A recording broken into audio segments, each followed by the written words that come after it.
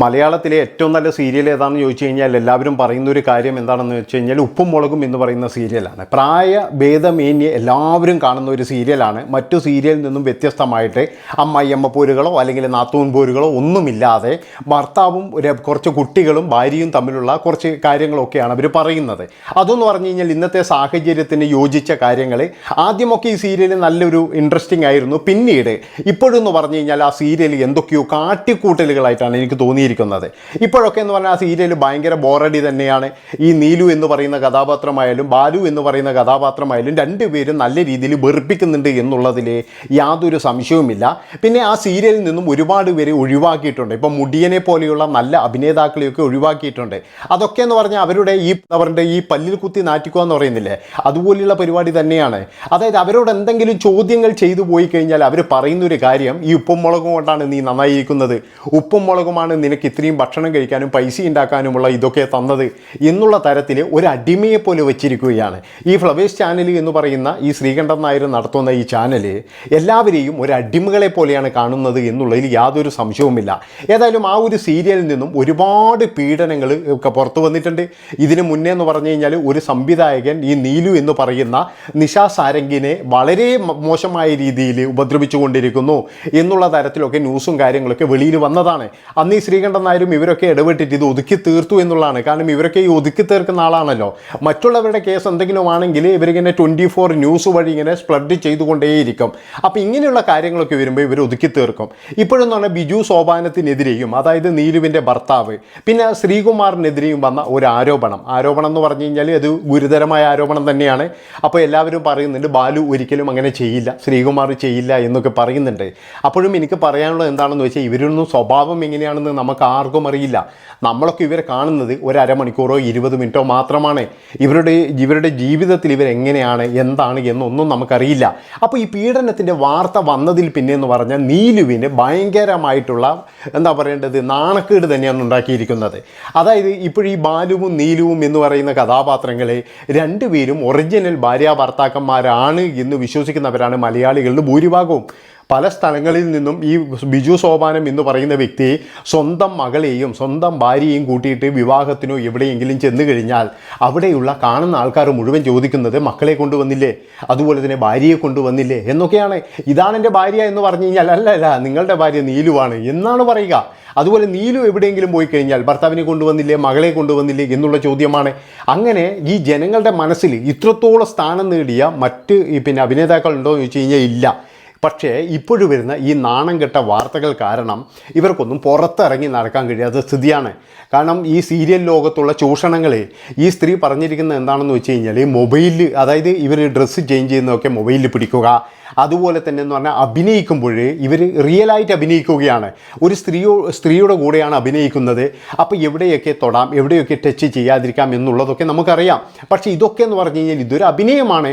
അതുകൊണ്ട് മനഃപൂർവ്വം ടച്ച് ചെയ്യുക, പിന്നെ അറിഞ്ഞുകൊണ്ട് എന്ന് പറഞ്ഞു കഴിഞ്ഞാൽ അവരെ എന്താ പറയേണ്ടത്, ഇപ്പോൾ ഒരു കെട്ടിപ്പിടി സീനാണെങ്കിലും എന്ന് പറഞ്ഞാൽ ഇവരങ്ങനെ കെട്ടിപ്പിടിച്ച് അങ്ങനെ ആസ്വദിക്കുന്നത് പോലെ ഇതാക്കലാണ്.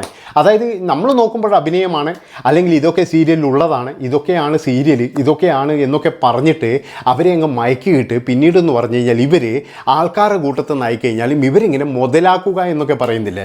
അതായത് ഒരു സ്ത്രീ ഇപ്പോൾ ഒന്നിച്ച് കിടക്കുന്ന ഒരു സീനാണെങ്കിൽ അവിടെ വെച്ച് മുതലാക്കുക, അതുപോലെ തന്നെ കെട്ടിപ്പിടിക്കുന്ന സീനാണെങ്കിൽ അവിടെ വെച്ച് മുതലാക്കുക. ഇങ്ങനെയുള്ള ഈ ഞരമ്പി രോഗികളാണ് യുവമാർ എന്നാണ് പറയുന്നത്. ഇത് ഭയങ്കരമായ അപകടമാണ്. അതായത് ഇതുപോലെയുള്ള ആൾക്കാർ ഒരാളെന്ന് പറഞ്ഞാൽ ഭീഷണിപ്പെടുത്തുകയാണ് ചെയ്യുന്നത്. അതേതൊന്നും അറിയില്ല, എനിക്ക് തോന്നുന്നത് ശ്രീകുമാറാണെന്നാണ് തോന്നുന്നത്. ഭീഷണിപ്പെടുത്തുന്നത് എന്താണെന്ന് വെച്ച് കഴിഞ്ഞാൽ നിന്നെ അങ്ങനെയാക്കി തരാം ഇങ്ങനെയാക്കി തരാം എന്നൊക്കെ പറഞ്ഞിട്ട് അങ്ങനെയുള്ള ഈ നടന്മാരെ വെച്ചിട്ട് ഒരിക്കലും എന്ന് പറഞ്ഞു കഴിഞ്ഞാൽ ഇങ്ങനെയുള്ള സീരിയല് കൊണ്ടുപോകരുത് എന്നാണ് എനിക്ക് പറയാനുള്ളത്. എത്രയും പെട്ടെന്ന് ഈ ഉപ്പും മുളകും എന്ന് പറയുന്ന സീരിയൽ അതിൽ നിന്നും ഇവരെ രണ്ടുപേരെയും മാറ്റണം. ഇവർ കുറ്റം ചെയ്തിട്ടുണ്ടെങ്കിൽ. അപ്പോൾ കുറ്റം ചെയ്തിട്ടില്ലെങ്കിൽ ഇവരെന്തുകൊണ്ടാണ് മാധ്യമങ്ങൾക്ക് മുന്നിലോ ഇല്ലെങ്കിൽ പൊതുജനങ്ങൾക്ക് വേണ്ടിയിട്ട് ഇവരൊന്നും പറയുന്നില്ല? ഇവരൊക്കെ എന്ന് പറഞ്ഞു കഴിഞ്ഞാൽ ഇപ്പോൾ ഒളിവിലാണ്. ഇപ്പോൾ ഇന്നലെ ഒരുത്തെന്ന് പറഞ്ഞാൽ ഭാര്യയെ വിട്ടിട്ട് ഭാര്യയെ കുറച്ച് ഫോട്ടോസും കാര്യങ്ങളൊക്കെ ഇട്ടിട്ടുണ്ട്. ആര്? നമ്മുടെ ശ്രീകുമാറിൻ്റെ ഭാര്യ. പിന്നെ നമ്മുടെ മണ്ടോതിരി.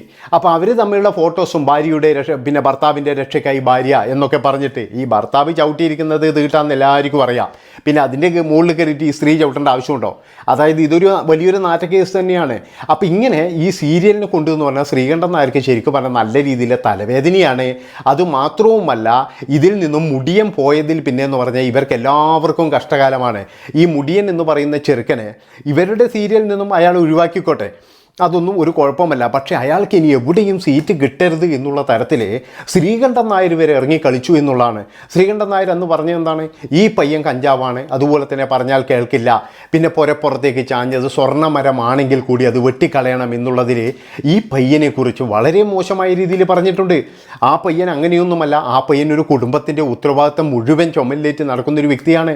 ആ പയ്യൻ്റെ അച്ഛൻ എന്ന് പറഞ്ഞു കഴിഞ്ഞാൽ നമുക്ക് എല്ലാവർക്കും അറിയാം, ബിഗ് ബോസിൽ വന്നിട്ട് ആ പയ്യൻ എല്ലാ കഥകളും പറഞ്ഞിട്ടുണ്ട്. അപ്പോൾ എല്ലാവർക്കും അപ്പോഴാണ് മനസ്സിലായത് ഈ പയ്യൻ്റെ റേഞ്ച്, ഇവൻ കാട്ടുന്നത്. ഇവനൊരു മുടി വെച്ചു എന്ന് കരുതിയിട്ട് എല്ലാവരും എന്താ പറയേണ്ടത്, ഇവൻ്റെ സ്വഭാവത്തെ പറ്റിയിട്ട് ഇവൻ്റെ സ്വഭാവം അങ്ങനെയാണ് ഇങ്ങനെയാണെന്നൊക്കെ പറയാൻ വേണ്ടിയിട്ട് പറയുകയാണ് ഇവർ. ഇങ്ങനെ പറഞ്ഞുണ്ടാക്കുകയാണ്. ഇനി ഒരു സ്ഥലത്തും ഇവന് ചാൻസ് കിട്ടരുത്, ഇവൻ്റെ ജീവിതം ഇതോടുകൂടി അവസാനിക്കണം എന്നുള്ള തരത്തിൽ ഈ ശ്രീകണ്ഠൻ നായർ എന്ന് പറയുന്ന വ്യക്തി, അയാൾക്കൊരു 60-65 വയസ്സായി എന്ന് എനിക്ക് തോന്നുന്നത്. ഇനി കൂടി വന്നു കഴിഞ്ഞാൽ അയാൾക്കൊരു 10-15 കൊല്ലം കൂടി ഫീൽഡിൽ നിൽക്കാൻ കഴിയും. എന്തിനാണ് ഒരു ചെറുപ്പക്കാരൻ്റെ ഇതുപോലെയുള്ള എന്താ പറയേണ്ടത് ഒരു പാവപ്പെട്ട ഒരു ചെറുപ്പക്കാരനെ നശിപ്പിക്കാൻ നിൽക്കുന്നത്? അതാണ് എനിക്ക് ചോദിക്കാനുള്ളത്. അതുപോലെ തന്നെയല്ലേ ഈ പിന്നെ സംവിധായകൻ എന്ന് പറയുന്നവൻ വളരെ മോശമായിട്ട് ഈ സ്ത്രീയോട് പെരുമാറിയപ്പോൾ ഇയാൾ പുറത്താക്കിയില്ല, ഇയാൾ ഒന്നും ചെയ്തില്ല. അവനെ എന്ത് ചെയ്തു? അവന് വാണിംഗ് മാത്രം കൊടുത്തു. ആലോചിച്ച് നോക്കണം. അപ്പോൾ സംവിധായകൻ അവിടെ വേണം, നിർബന്ധമാണ്. ഈ പയ്യൻ പോയി കഴിഞ്ഞാലും യാതൊരു കുഴപ്പവുമില്ല, ഇവ മിണ്ടിപ്പോകരുത്. മിണ്ടിയതാണ് പ്രശ്നമാകുന്നത്. അതായത് അവരെ ചോദ്യം ചെയ്ത് കഴിഞ്ഞാൽ പിന്നെ ഭയങ്കര പ്രശ്നം തന്നെയാണ്. നീ ചോദ്യം ചെയ്യാനൊക്കെ വളർന്നോ? അതായത് നിന്നെ ഞങ്ങളാണ് ഈ താരമാക്കിയത് എന്നുള്ള തരത്തിൽ ഇവർ ഭയങ്കരമായിട്ട് അങ്ങ് ടോർച്ചർ ചെയ്യും. പിന്നെ അതാണ് ഇപ്പോൾ ഉദാഹരണം ഞാൻ നിങ്ങളോട് പറയാം. ഈ കൊല്ലം സുധി എന്ന് പറയുന്ന മരിച്ചുപോയ കലാകാരൻ, അയാൾ പ്രദേശം എന്ന് പറഞ്ഞ് ഈ ഫ്ലവേഴ്സ് ചാനൽ തുടങ്ങിയ ആ ഒരു സമയം മുതൽ എന്ന് പറഞ്ഞാൽ അയാൾ ഈ ഫ്ലവേഴ്സ് ചാനലിലുണ്ടായിരുന്നു. അയാൾ തന്നെ പറയുന്നുണ്ട്, മറ്റൊരു ചാനലിലും ഞാൻ പോകാറില്ല, ഈ ചാനലിൽ മാത്രമാണ് ഞാൻ ജോലി ചെയ്തത്. എന്നിട്ടും അയാൾക്കൊരു വീടെടുക്കാൻ കഴിഞ്ഞിട്ടില്ല. അതായത് മറ്റുള്ള ഈ പിന്നെ ബിനു അടിമാലിയെ മറ്റുള്ളവരൊക്കെ പോലെ എന്ന് പറഞ്ഞാൽ മറ്റുള്ളവരൊക്കെ തന്നെ വലിയ ബംഗ്ലാവ് പണിതു, അതുപോലെ തന്നെ സ്വന്തം കാറ് പണിതു. പക്ഷേ ഇയാൾക്കെന്ന് പറഞ്ഞു കഴിഞ്ഞാൽ സ്വന്തം വീട് പോലും പണിയാൻ കഴിഞ്ഞിട്ടില്ല എന്നുള്ളതാണ്. അതായത് അവിടുന്ന് കൊടുക്കുന്ന നക്കാപ്പിച്ച അതുമാത്രമാണ് ഇവരുടെയൊക്കെ ശമ്പളം എന്ന് പറഞ്ഞു കഴിഞ്ഞാൽ. അപ്പം അങ്ങനെ ഈ ഒരു സീരിയൽ എന്ന് പറയുന്ന ഒരു സംഭവം, ഈ സീരിയൽ ഇപ്പോൾ ശരിക്കും നാറ്റക്കേസായി മാറിയിരിക്കുകയാണ്. അതുകൊണ്ട് തന്നെ എന്ന് പറഞ്ഞാൽ തെറ്റ് ചെയ്തിട്ടുണ്ടെങ്കിൽ എൻ്റെ അഭിപ്രായം തന്നെ ഇത് വലിച്ചു പൂട്ടുന്ന ഏറ്റവും നല്ലതെന്നാണ് എനിക്ക് തോന്നുന്നത്. കാരണം ഇപ്പോഴും എന്ന് പറഞ്ഞാൽ ഇതിൻ്റെ കോപ്രായം സഹിക്കവയ്യാടുന്നത്.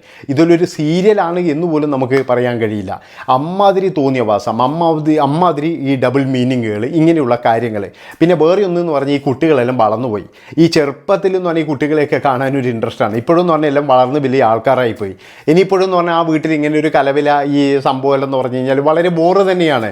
ഈ കാലത്തിനനുസരിച്ച് മാറണം എന്ന് പറയുന്ന പോലെ ഈ നീലു ആയാലും ബാലു ആയാലും ഇവർ രണ്ടുപേരും എന്ന് പറഞ്ഞാൽ മാറി നിൽക്കേണ്ട സമയം കഴിഞ്ഞു എന്നാണ് എനിക്ക് പറയാനുള്ളത്. അപ്പോൾ ഏതായാലും ഇത്രയും പറഞ്ഞുകൊണ്ട് ഈ ഒരു വീഡിയോ ഇവിടെ വെച്ച് വൈൻഡപ്പ് ചെയ്യാണ്. നിങ്ങളെല്ലാവരും ചാനൽ സബ് ചെയ്ത് കൂടെ കൂടിക്കുക. നന്ദി, നമസ്കാരം.